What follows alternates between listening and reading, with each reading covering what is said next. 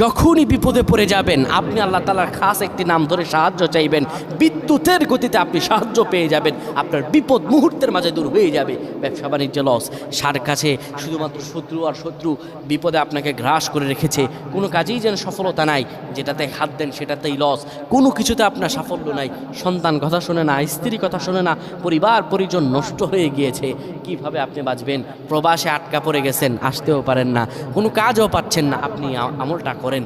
এটি আমার কথা নয়, বিশ্বনবী মুহাম্মদ রাসূলুল্লাহ সাল্লাল্লাহু আলাইহি ওয়াসাল্লামের প্রিয় সাহাবী হযরত যায়েদ রাদিয়াল্লাহু তাআলা আনহু, তিনি একবার মক্কা থেকে হিজরত করে যখন মদিনায় যাবেন, ঠিক সেই সময় বিপদে পড়ে যান। ওনাকে একটি লোক বিপদে আটকে ফেলে এবং ওনাকে হত্যা করার চেষ্টা করে। তখন তিনি আল্লাহ তাআলার এই খাস নামটি ধরে সাহায্য চেয়েছিলেন, আল্লাহ তাআলা তাকে বিপদ থেকে মুক্ত করেছেন। সুবহানাল্লাহ। সেই দোয়াটা কি? তিনি যখন বিপদে পড়ে যান তিনি বলেন, আগিসনি ইয়া রহমান।